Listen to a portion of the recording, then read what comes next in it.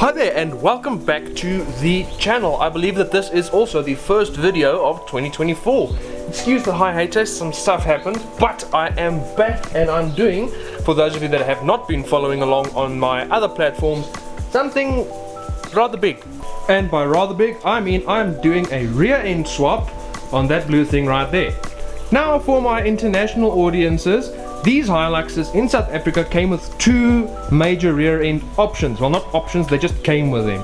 You've got your import, as we call them, proper 8-inch Toyota OEM diff, and then you get that hunk of crap right there. That is known as a Gearmax M80 differential, and it sucks.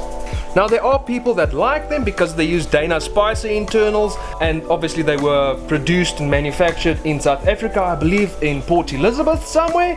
But the people that do like them are wrong.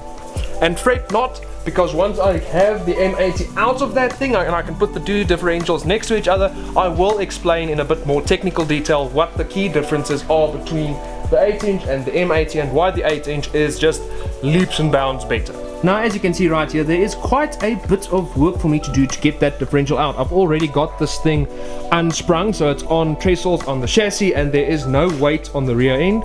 So I believe I start with disconnecting the brake lines, disconnecting the handbrake, disconnecting the shocks, disconnecting the load proportioning sensor, and then I can do the U-bolts. Because I did it wrong the first time around that I did it on the other vehicle, because obviously I had to get that diff from somewhere, so I had to extract it out of another vehicle, and because I did not loosen or rather remove the brake lines first, I ended up ruining and totaling the brake lines on that vehicle, which is a problem for the future. That right there being the vehicle in question. Now it's not going to die like that. The M80 that's coming out of blue will be going straight up underneath that thing. And quite frankly, I really am not excited about that, but I need to get that thing running again. It was running and driving, and now it's not, so I need to put it back to the way that it was. But without any further ado, let me get cracking on this old girl.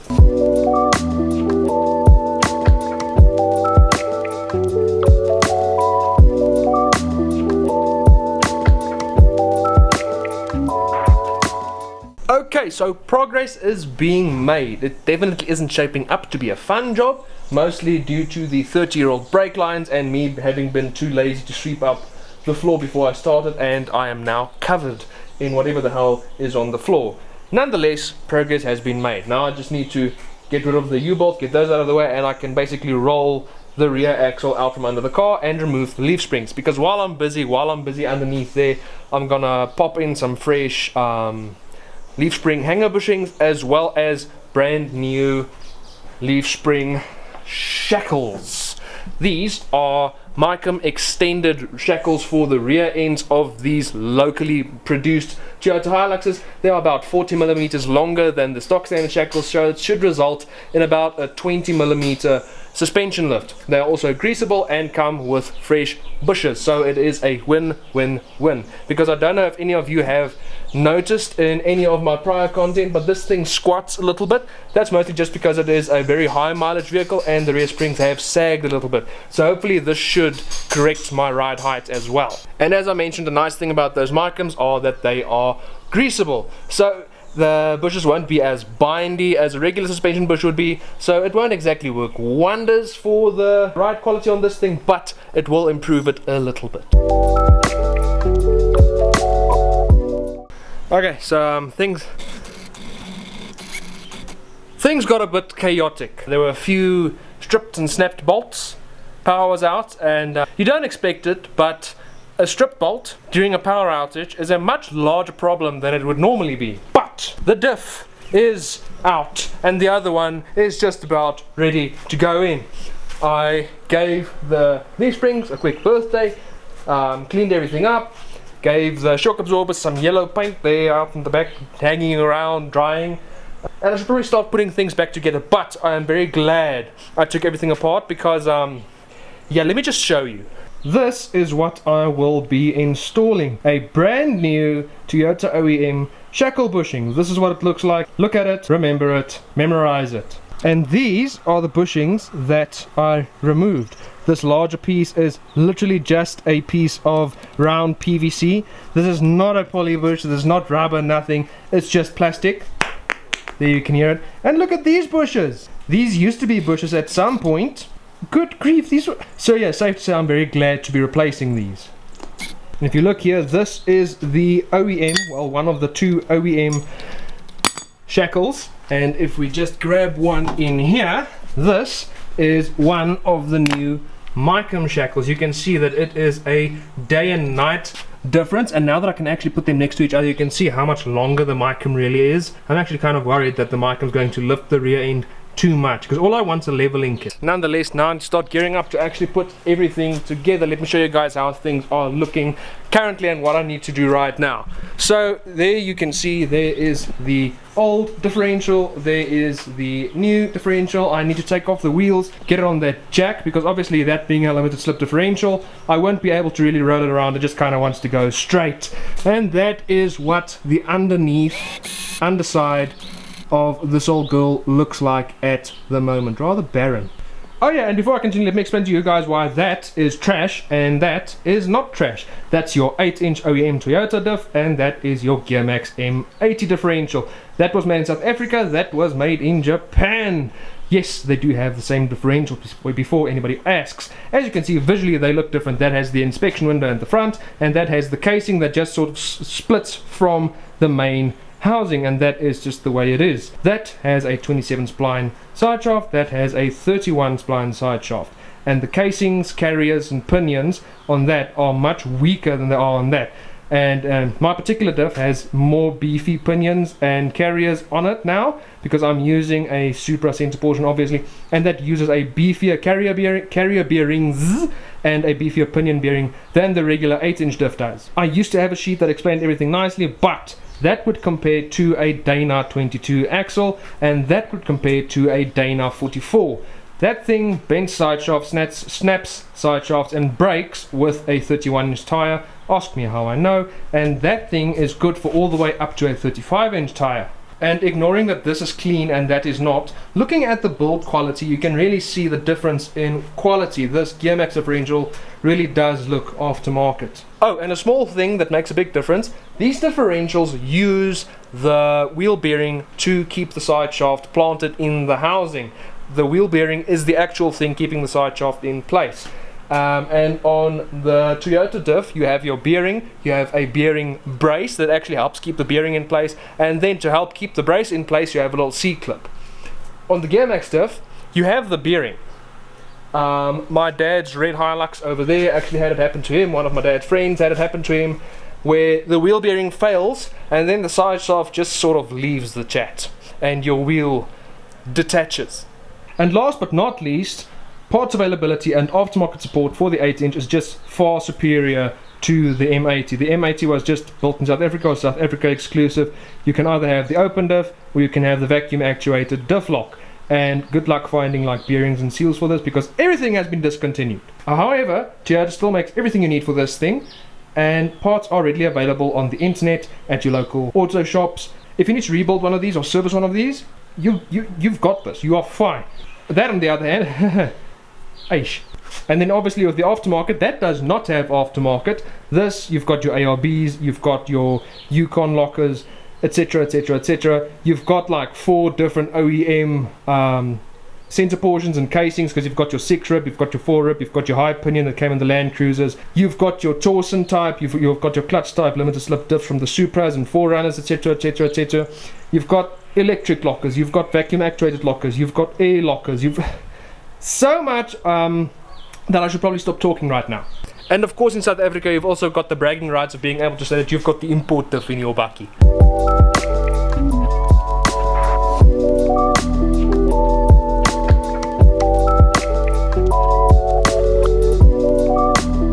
Yeah, that looks pretty decent.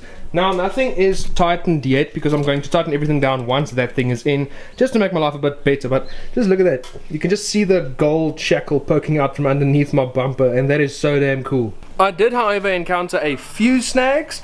These OEM bushes seem to only come in one size, the long ones, and to do the bushes on these you need a long one and a short one.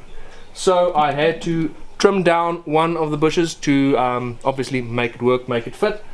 But that really wasn't much of a problem. And for installing the shackles, I find it easiest to install the top part, that'd be the wide part in this case. Install the top part, wiggle that in, get it in, and then you can maneuver the leaf spring into position and get it slipped onto the bottom part. And then obviously you can assemble everything and, well, Bob's your uncle.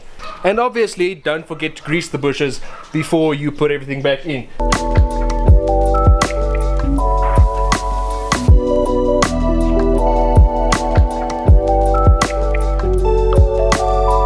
Okay, so the pivotal moment of this video has finally arrived. It is time to gather my U-bolts and install the differential. This is either about to be very satisfying or very anger-inducing. Notice I don't say stressful, because that it is already, because I'm doing this by my lonesome. So the capacity for things to go wrong is much larger than it normally is.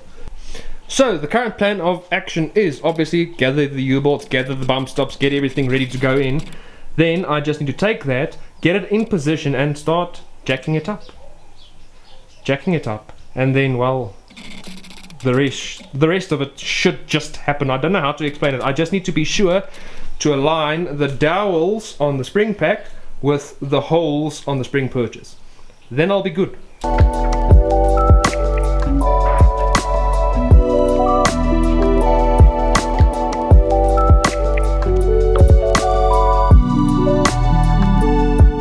Yes, sir! It is in. It is sitting. Everything is tight. Look at how much droop I have now with the new shackles. That's mad. That's full droop, by the way. That is mad. This thing's going to flex so much better now. Well, I hope. Hopefully the shocks don't max it out. But now I just need to connect all of the hanging components, do the brakes, shocks. Gosh, I've still got a lot of work to do, but the big stuff is done. This is really probably the most exciting modification that I have done, mostly because that differential, the center portion, the limited slip, was one of the first things that I bought for this thing. It was one of my first planned modifications, and it just took me so long to finally get it done. And now getting it installed is pretty much the last thing that I'll do to this thing before I leave it alone to build the Opal. So it's sort of a full circle moment, and wow, this is great. Maybe I should have taken the time to clean up all of those hanging components though, because it's this nice shiny diff, all fresh hardware, all the galvanized goodies, and then the crusty ass brake lines and handbrake cable and all that jazz. Oh well, it be what it be. Okay, another change of clothes later, and I think I'm gonna pack up all of the hanging parts that attach to the differential itself, except for one. I'll get that now. Are on. And I've got a very early morning tomorrow because I have a 7:30 class in Potch. My classes start tomorrow, and I'm currently in the incorrect province. Okay, so my plans to pack up immediately did not come to fruition because I decided that there were two other things that I still wanted to do. And quite simply, I just wanted to refit the shock absorbers and to refit the drive shaft.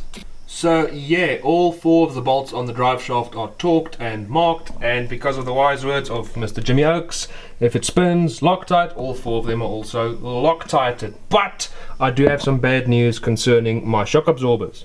Now, one of the earliest limiting factors with regards to your suspension flex on these old Hiluxes, or really any solid axle vehicle, will be your shock absorbers. And I'm at that point where my shock absorbers are that limiting factor. Because if I take the shock and I try to line it up with that, you can see that the shock is just a bit too short. And remember, the suspension is currently under full droop. And that looks like I will be losing about 20 millimeters of travel on a flat surface, and once you're starting to articulate, it might even amplify up to 30 millimeters. And I'm not gonna lie, that really does suck, because I now know that my potential is limited with this thing suspension, and going out and looking for longer shock absorbers is an absolute nightmare, and they're usually also rather expensive. Some guys say Land Cruiser shock absorbers, but apparently they bottom out.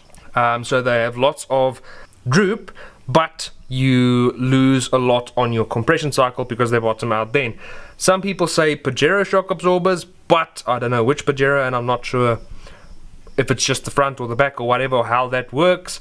And then obviously you can go the other route and go Old Man Emu or LA Sport Pro fender or Tough Dog or something like that. But yeah, I don't have the scratch for that right now, hey. So it's a bit annoying right now because I actually have to jack up the axle to reattach the shock absorbers, but I will do that nonetheless because I'm not in the mood to lose those bolts. Okay, I think now I am finally done. The shock absorbers are in and just about ready to be stored for this week until I can get back and finish up. Now I just need to take the wheels, the old axle, and just put them underneath it so they are nice and out of the way, tucked out of the way. I need to put away the compressor, put away the light, and then I've got to go shower and get to bed. So yeah, I will pick this up in the next video. Please let me know what you guys want to see more of, what you guys want to see less of. I really hope you guys enjoyed the video, and I will see y'all in the next one.